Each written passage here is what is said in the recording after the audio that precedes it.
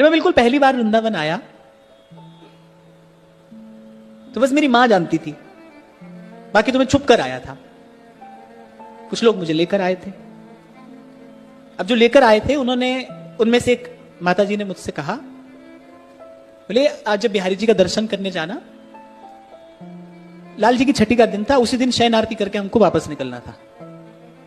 बोले आज जब बिहारी जी का दर्शन करने जाना तो बिहारी जी से कहना कि मुझे जल्दी जल्दी बुलाना, बिहारी जी से यही कहकर जाना।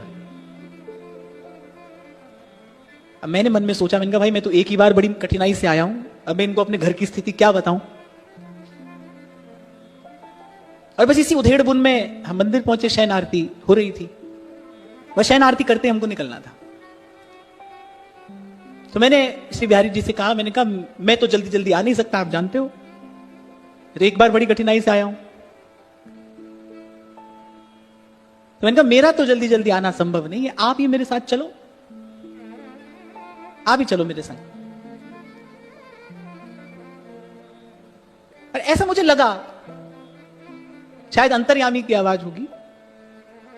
बैठा बैठा कभी इन सब बातों का स्मरण करता हूं, ऐसे मन भीग जाता है, जैसे अंतर्यामी का स्वर रहा होगा।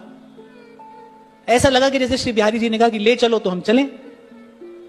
हम बाहर आ गए। उस समय ऐसी भीड़ नहीं रहा करती थी। बिहारी जी की गली में ही एक दुकान वाला जो सब सामान समेट कर और घर जाने की तैयारी कर रहा था, ऐसे बहुत छोटे छोटे युगल विग्रह, उस पर मेरी दृष्टि पड़ी या उनकी मुझ पर दृष्टि पड़ी। मैं बड़ी शीघ्रता में मैं जा रहा था, एकाएक मुझे लगा कि इन्होंने ऐसा कहा है कि ले चलो तो हम चलें, तो चलो इनको ले चलें। हमें कुछ नहीं जानता क्या सेवा है, क्या सेवा की पद्धति है, कुछ नहीं जानता मैं, बस ऐसी मन में एक भाव आया कि भाई इन्होंने कहा है ले चलो, तो हमने कहा ले चलें। अब मैंने उस दुकान वाले से वो छोटे छोटे श्री विग्रह, मैंने कहा भैया ये आप हमको दे दो, एक पोशाक, और मुझे बहुत अच्छे से याद है कपड़े की माला, एक पोशाक, एक कपड़े की माला और एक मुकुट चंद्रिका, तो मैंने उससे ली। मुझे बहुत अच्छे से याद है उसने कहा कि आपको 1700 रुपए देने हैं। अब मेरे पास उस समय 17 रुपए भी नहीं थे। अब अगर मैं रुपया लेने के लिए आता हूं तो पीछे से दुकान बंद हो जाएगी, उसी समय हमको बैठ कर निकलना है। अब मैं क्या करूं? अब मुझे ना कोई जानता है ना पहचानता है। जो लोग साथ में थे वो भी थोड़ा आगे निकल गए थे। तो मैंने हाथ में एक अंगूठी पहनी थी, तो मैंने वो अंगूठी उतार कर दुकान वाले को दी। मैंने कहा भैया ये आप रख लो, अगर मैं आपकी राशि वापस लौटा पाया तो आप मुझे दे देना, नहीं तो आपका कार्य इसमें हो जाएगा। उसने अंगूठी रख ली और मैं सब लेकर 2 कदम आगे बढ़ा। जाने उस ब्रजवासी के मन में क्या आया, उसने मुझे आवाज देकर कहा, बोले ये अंगूठी आप ले जाओ। मैंने कहा भैया लेकिन मेरे पास पैसे तो है नहीं और मुझे इनको लेकर अभी जाना ही है और मेरे पास कुछ है नहीं। तो उसने कहा नहीं कोई बात नहीं, आप फिर आओगे, आप फिर दे देना। मैंने कहा भैया आपको क्या पता मैं आऊंगा, और आप मुझे जानते भी नहीं। मैं आपको उस ब्रजवासी के शब्द जो कि त्यों बता रहा हूं। तो मुझे कहता है कि अरे यहां की सरकार आपको जानती है, आप कहां जाओगे, आप यहीं आओगे।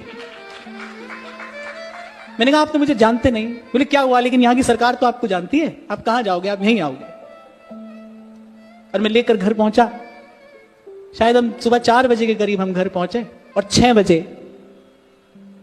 एक संत का घर पे फोन आया कि हम आपके यहां पर प्रसाद पाने के लिए आ रहे हैं। उन्हीं संत ने आकर ठाकुर जी को विराजमान कर दिया। तो मैं देखता हूं कि भाई ये तो चल देने के लिए तत्पर हैं, ये तो तैयार खड़े हैं, एक क्षण का भी विलंब नहीं है। हाँ, पर यहां गोपी ने कहा है कि संस्कृतेर भयात, जो संस्कृति के भय से भयभीत होकर आपके पास आता है। हम तो संस्कृति को बढ़ाने की बात लेकर ठाकुर जी के सन्मुख जाते हैं ना। मैं तो कहता हूं कि प्रार्थना न करनी आए ना तो मौन रहो। मैं तो कहता हूं कि और कुछ सीखने की आवश्यकता नहीं है, बस ये सीख जाओ, जे ही विधिनाथ हो ही हित मोरा, करऊं सुबेग दास मैं तोरा, जे ही विधि प्रभु प्रसन्न मन होई, करुणा सागर कीजिए सोई।